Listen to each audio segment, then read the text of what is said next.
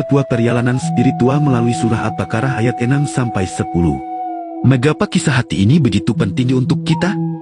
Dalam setiap perjalanan hidup, jiwa manusia senantiasa merindukan cahaya, mencari petunjuk yang hakiki. Namun, tak heran, dalam pencarian itu, seseorang yang menemukan dirinya atau anggota di sekelilingnya mengenakan topannya atau terperangkap dalam tirai yang menggeladi cahaya kebenaran.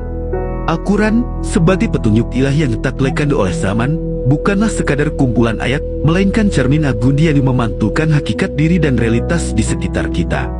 Kitab suci ini dengan sistematis mengidentifikasi 3 kategori fundamental manusia dalam hubungannya dengan kebenaran.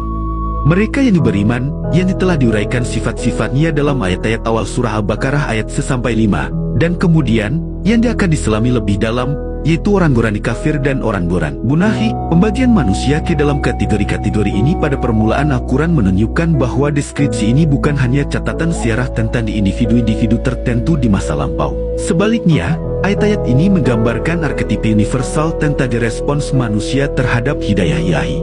Ini berarti, pada hakikatnya, setiap jiwa di setiap zaman dapat menemukan dirinya dalam salah satu gambaran ini.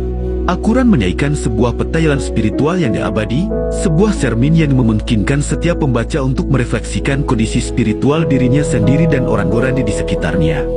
Pemahaman ini sangat penting, sebab ia menempatkan relevansi ayat-ayat ini melampaui batasan waktu dan tempat, menjadikannya panduan yang selalu relevan bagi setiap pencari kebenaran. Ayat 6 tirai kekufuran peringatan yang tak beruyun. Allah Subhanahu wa Ta'ala berfirman, "Sesungguhnya orang-orang yang kufur itu sama saya bagi mereka. Apakah engkau Nabi Muhammad beri peringatan atau tidak engkau beri peringatan, mereka tidak akan beriman." Ayat ini berbicara tentang hakikat kekafiran. Kata kafir sendiri berasal dari akar kata kafara yang secara harfiah berarti menutup atau menjalani. Ini bukanlah sekadar kondisi pasif ketidaktahuan atau ketidakpercayaan, melainkan sebuah tindakan aktif dan sengaja untuk menutupi kebenaran yang sebenarnya sudah jelas di hadapan mereka. Mereka memilih untuk menutupi hati dan pikiran mereka dari cahaya ilahi. Untuk membayangkan hakikat ini, dapat dianalogikan dengan seorang petani yang disebut juga kafir dalam bahasa